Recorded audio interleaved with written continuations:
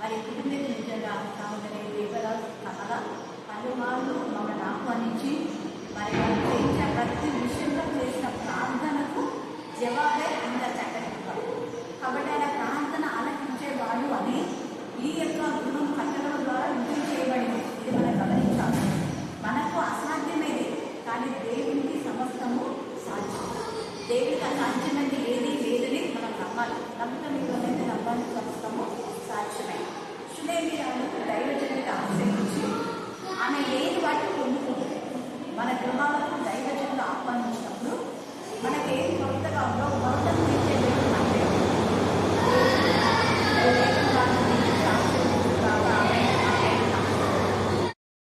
అసలు ఇంతకంటే చదువులు వెళ్తున్నారు కదా, ఎలా చెప్పండి ఏమంటున్నారు. కానీ దేవుడు మాట ఇచ్చి మాట నెరవేర్చలేదు. వాడు అడిగిన దానికంటే గురించి దానికంటే అనుకూలమైన పేరు పడిచేస్తారు. యాక్చువల్గా కింద మాత్రమే వాడు కట్టాలనుకున్నాం, కానీ పైన కూడా దేవుడు అంటే రెండంతా ఆశీర్వాదం. సో మీ ఇంటి హౌస్ మెడిటేషన్లో దేవుడు సోదరి కమలకు సోదరు దేవాసు ప్రతి విషయంలో రెండంతా ఆశీర్వాదం దేవుడు దయచేస్తాం. అందుకనే కదా మహోన్నతుని చాలా నిలబడి వాడే సర్వశక్తుని నీడను విశ్రమించేవాడు ఆయనే నాకు ఆశయము నాకు నేను నన్ను చూస్తున్నాను. వేటకాని గురి నుండి ఆయన గుర్తించను. కాబట్టి కమలను దైవరాజును వారి పిల్లలను ఎలాంటి శోధనలు వారి శోధించకుండా వేటకాని గురి నుంచి దేవుడు వాళ్ళని కాపాడుదాకా నాశనకరమైన తెగు కాకుండా వారిని రక్షించుదాక. అలాగనే ఈ యొక్క గృహము దేవునికి మహిమకరంగా ఆశ్చర్యకరంగా ఘనంగా పరిశుభ్రంగా దేవుని మహిమ నిమిత్తమే ఈ ఇంటిలో వచ్చిన వారిని వెలిచిన వారిని దేవుడు ఆశీర్వదించుదాక. ఈ ఇంట్లో అనేకులకు రక్షణ గృహంగా, అనేకులకు ఆశ్రయ గృహంగా, పరిమళ వాసన వెదజేటువంటి గృహంగా, అనేకులకు ఆతిథ్యం ఇచ్చే గృహంగా, దైవజనులు ఆహ్వానించే గృహంగా దేవుడు తయారు చేయగాక. మరి కుటుంబీకులు నిజంగా సహోదరి దేవదాస్ కమల పలుమార్లు మమ్మల్ని ఆహ్వానించి మరి చేయించిన ప్రతి విషయంలో చేసిన ప్రార్థనకు జవాబే ఇంత చక్కగా. కాబట్టి ఆయన ప్రార్థన ఆలకించేవాడు అని ఈ యొక్క గృహం కట్టడం ద్వారా రుజువు చేయబడింది. ఇది మనం గమనించాలి. మనకు అసాధ్యమైంది, కానీ దేవునికి సమస్తము సాధ్యం. దేవునికి అసాధ్యమైనది ఏది లేదని మనం నమ్మాలి. నమ్మకం ఎవరైతే నమ్మాలి, సమస్తము సాధ్యమే. సులేమియాను దైవజనుడిని ఆశ్రయించి ఆమె లేని వాటిని పొందుతుంది. మన గృహాలకు దైవజనులు ఆహ్వానించినప్పుడు మనకేం కొత్తగా ఉందో కొత్త తీర్చేది.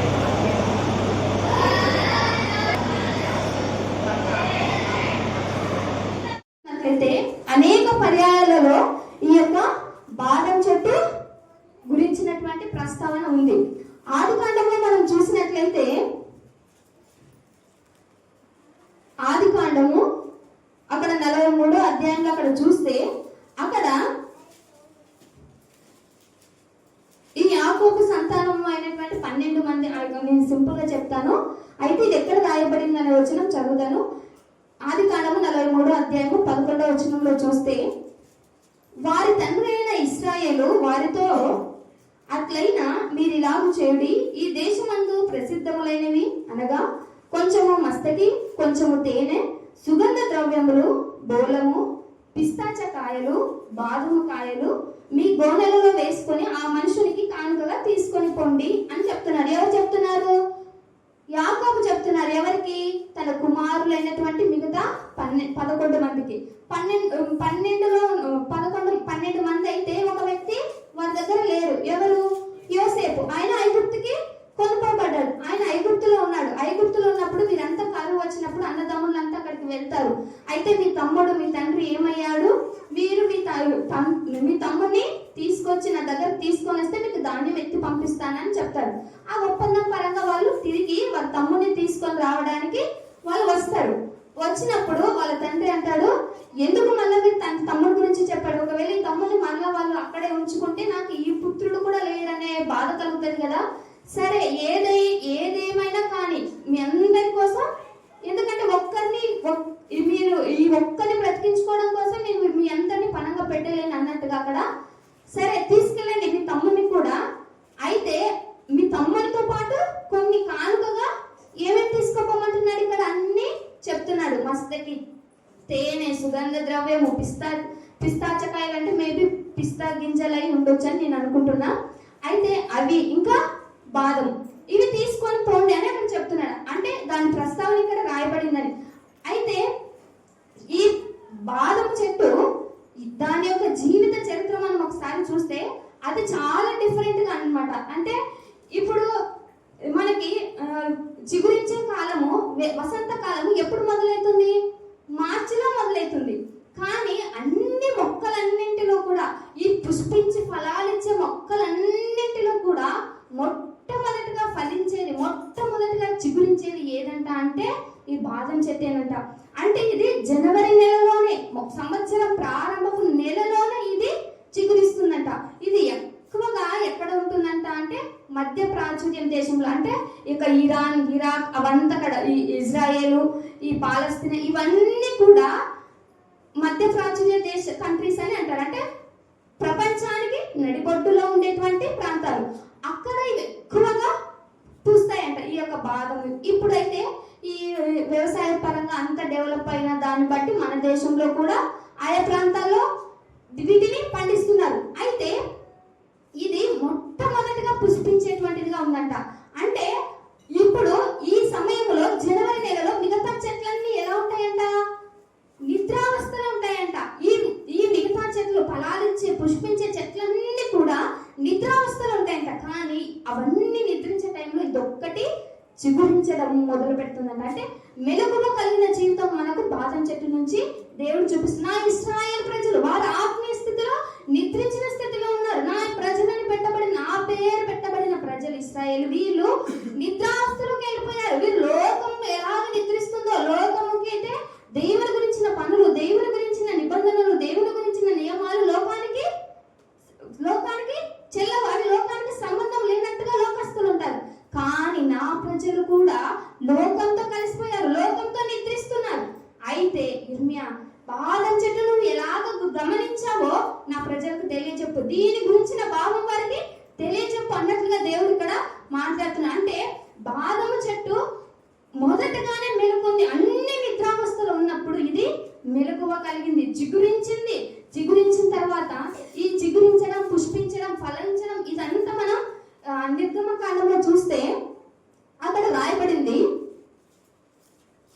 నిర్గమకాండం 17వ అధ్యాయంలో అక్కడ చూస్తే, నిర్గమకాండంలో అక్కడ ఒక దేవుడు బలిపీఠం తయారు చేయమంటాడు. అక్కడ ఆ దీపవృక్షము అందులో ఉంచడానికి, ఆ దీపవృక్షం తయారు చేసే ఆ పనిలో ఈ యొక్క బాదం చెట్టు గురించి కూడా రాయబడింది. దానికంటే ముందు సంఖ్యాకాండం 17లో చూస్తే ఇది ఎక్కడ రాయబడింది అంటే 17:9-8లో చూస్తే, సంఖ్యాకాండం 17:8 వచనంలో చూస్తే కింద వచనంలో ఉందన్నమాట. మరునాడు మోషే సాక్ష్యపు గుడారపులోనికి వెళ్లి చూడగా లేవి కుటుంబపుదైన అహరోను కర్ర చిగిరించి ఉండెను. అది చిగిరించి పువ్వులు పూసి బాదపు పండ్లు గలదాయను.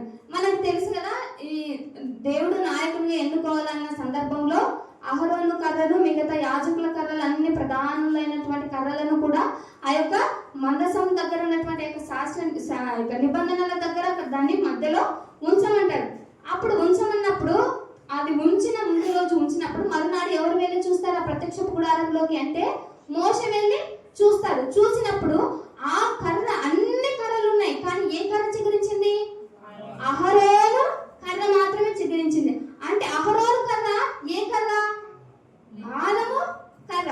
ఇప్పుడు మనం చూసినట్లయితే, ఇప్పుడు ఫర్ ఎగ్జాంపుల్ ఇది బాదం, ఇప్పుడు దీని సీజన్ లో ఇది ఆకులు, ఇవి ఆకులు, ఇవి కాయలు, ఇది రాలిపోయింది అనుకో, ఇది మిగిలింది ఏది?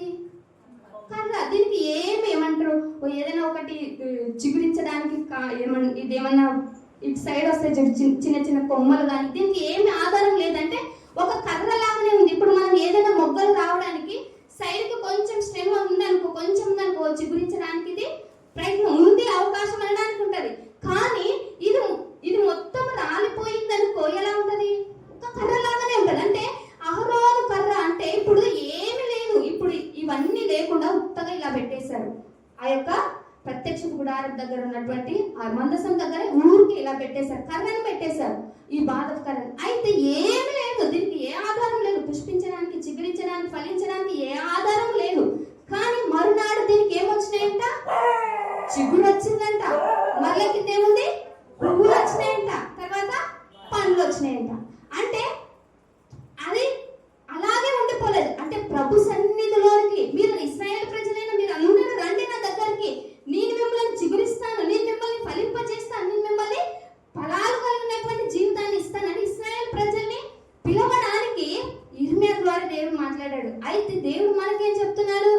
ఇది కూడా ఇక్కడ ఈ యొక్క చిగురించడం, పుష్పించడం, ఫలించడం అనేది యేసుక్రీస్తు వారికి గుర్తుగా ఉంది.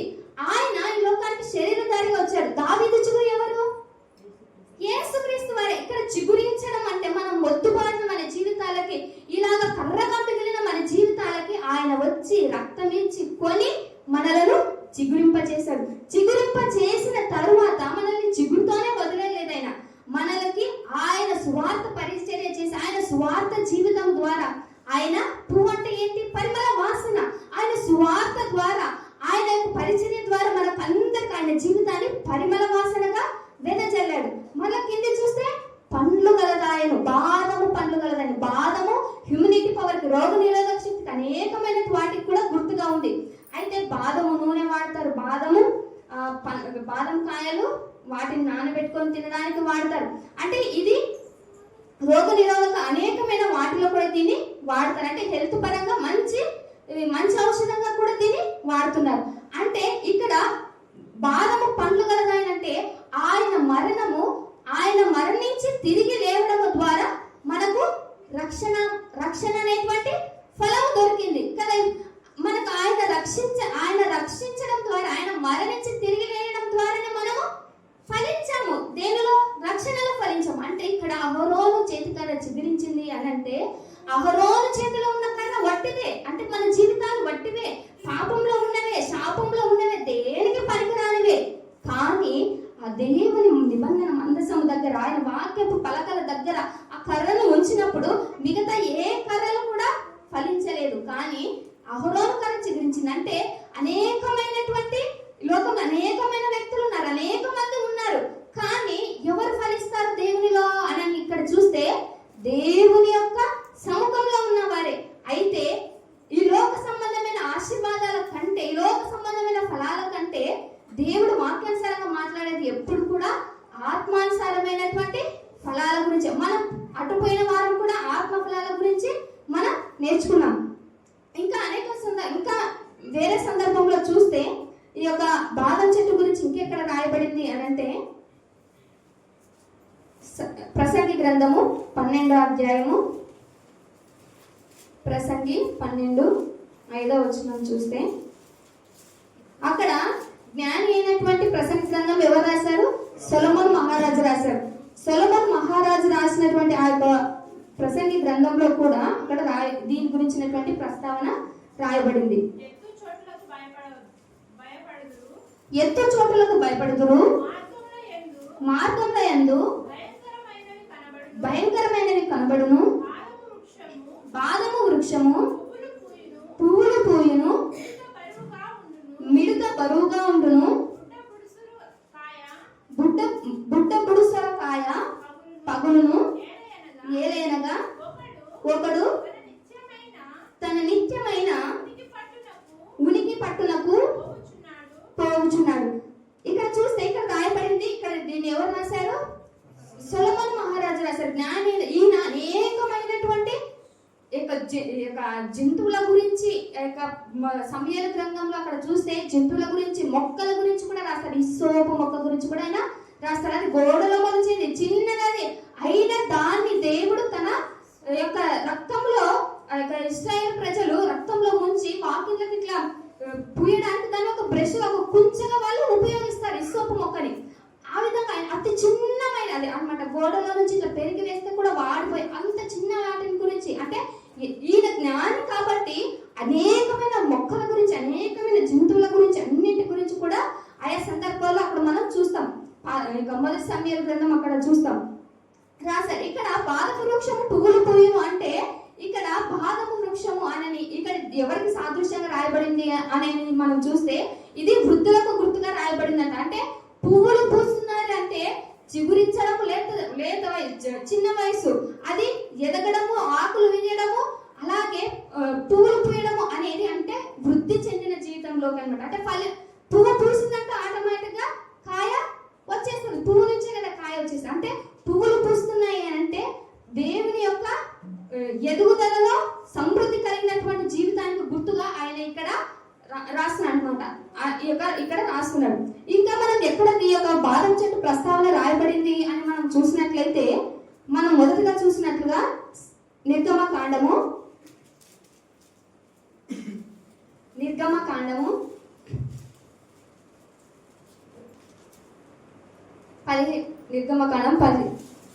17వ అధ్యాయము 15వ అధ్యాయము 15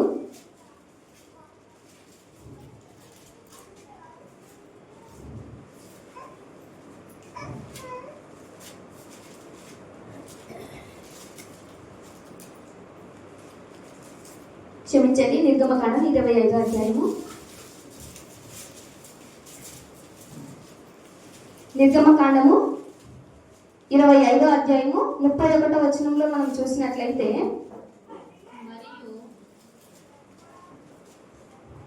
మరియు నీవు మేలిమి బంగారుతో దీపవృక్షమును చేయవలెను, నక్షి పనిగా ఈ దీపవృక్షం చేయవలెను, దాని ప్రకాండమును దాని శాఖలను నక్షి పనిగా చేయవలెను, దాని కలశములు దాని మొగ్గలు దాని పువ్వులు దానితో ఏకాండమై ఉండవలెను. దీపవృక్షం యొక్క ఒక ప్రక్క నుండి 3 కొమ్మలు, దీపవృక్షం యొక్క రెండవ ప్రక్క నుండి 3 కొమ్మలు, అనగా దాని ప్రక్కల నుండి 6 కొమ్మలు నిగుడవలెను. ఒకసారి మనం చూసినట్లయితే దీపవృక్షం అంటే ఇదే కదా దీపవృక్షం అంటే ఇక్కడ ఈ దీపవృక్షము చేసే సందర్భంలో కూడా దేన్ని కావాలని కోరుకున్నాడు దేవుడు అంటే ఈ యొక్క బాదపు కాయ యొక్క ఆకారం, ఈ బాదపు దాంట్లో వచ్చే పువ్వుని అందులో ఉంచాలని. దీని ఆకారము ఈ యొక్క కలశములు అంటే లోపల ఇవి ఉన్నాయి చూడండి, ఇది ఈ లోపల గుంట ఉంది చూడు, ఆ కలశములు ఈ బాదపు కాయ యొక్క ఆకారంలో అనమాట. ఇవి ఒకవేళ దీంట్లోకి వేసినాం అనుకో, దీని షేప్ లోకి ఇవి నిగుడిపోతాయి అనమాట. అంటే ఈ ఆకారం లోపల అనమాట. ఇప్పుడు ఇక్కడ మనం చూస్తే ఈ సర్కిల్ లోపల తగ్గుంది చూడు, గుంత ఉంది, ఇదంతా కూడా బాదపు ఆకారం కావాలని ఆయన కోరుకున్నాడు. ఇక్కడ మనం చూస్తే నీవు మేలిమి బంగారంతో దీపవృక్షము చేయాలి. ఇది మొత్తం ఎలా ఉండాలంట? మేలిమి బంగారంతో ఉండాలి. ముఖ్యంగా ఇది ఎక్కడ ఉంటది? దేవుని మందసం దగ్గర. ఇది ఎక్కడ ఉంటది? ఇప్పుడు 3 స్థలాలు కదా, ఆవరణము, పరిశుద్ధ స్థలము, అతి పరిశుద్ధ స్థలం. ఇది పరిశుద్ధ స్థలంలో ఉంచబడి ఉంటుంది. ఇప్పుడు ఉత్తరపు దిక్కున యొక్క సముఖపు రొట్టెలు ఉంటాయి, దక్షిణపు దిక్కున ఇది దీపవృక్షం ఉంటది. వీరెన్నిటికి మధ్యలో కొంచెం ముందన ధూప వేదిక ఉంటది, అంటే ధూపం వేయడానికి. దాని వెనకాల తెర ఉంటది. తెర వెనక నుంచి అతి పరిశుద్ధ తెర ఇక్కడ వరకు పరిశుద్ధ స్థలం, తెర వెనక అతి పరిశుద్ధ స్థలం. అయితే అతి పరిశుద్ధ స్థలం నుంచి దేవుడు మాట్లాడతాడు. ఈ పరిశుద్ధ స్థలంలో ఎవరుంటారు? యాజకుడికి మాత్రమే అక్కడ ప్రవేశం ఉంటుంది. ఆవరణ స్థలంలో ఎవరుంటారు? ప్రజలందరూ ఉంటారు. కానీ అది కూడా ఎప్పుడు వెళ్ళాలి? సంవత్సరానికి ఒక్కసారి అక్కడికి యాజకుడు వెళ్ళాలి. ఎప్పుడు పడితే అప్పుడు వెళ్ళడానికి లేదు. అంటే ఇది అక్కడ పరిశుద్ధ స్థలంలో ఉంది. ఈ పరిశుద్ధ స్థలంలో ఈ యొక్క దీపవృక్షం ఉన్నప్పుడు ఈ దీపవృక్షము ఇది ఇక్కడ దీని గురించిన ప్రస్తావన మొత్తం ఇక్కడ రాయబడింది. మేలిమి బంగారుతో చేయాలి, నకిషి పనిగా చేయాలి. అంటే ఒకటే తీసుకొని దీన్ని మొత్తాన్ని తయారు చేయాలి అని. నకిషి పనిగా అంటే ఇప్పుడు విడివిడిగా చేయకూడదు అనమాట. దానిలో నుంచి కొంచెం, దీనిలో నుంచి కొంచెం, అట్లా లేకుండా దీన్ని మొత్తం తయారు చేసేటప్పుడు ఇది ఒక్కటేసారిగా తీసుకొని దీన్ని తయారు చేయాలి అని. ఈ కింది మళ్ళీ చూస్తే దాని కలశంలో దాని మొగ్గలు దాని పువ్వులు దానితో ఏకాండమై ఉండవలెను. అంటే ఇది మొత్తగా ఇది ప్రధానమైన కాండం. దీని నుంచి 3 ఇటు 3 కింది వచనాల్లో రాయబడింది. దీపవృక్షం యొక్క ఒక పక్క నుండి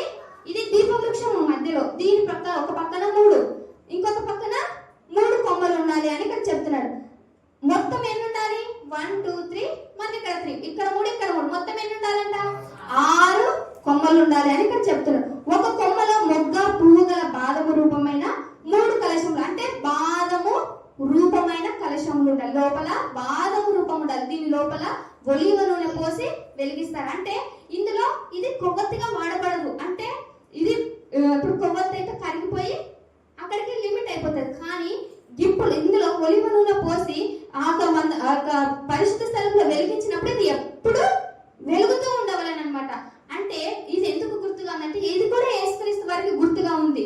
ఆయన మన కొరకు వెలుగుగా వచ్చాడు, మనలందరినీ వెలిగించడానికి ఆయన వచ్చాడు ఎప్పుడు. అందుకే నేను లోకానికి వెలుగైనాను, మీరు వెలుగైందండి అని ఆయన మనకు చెప్పాడు.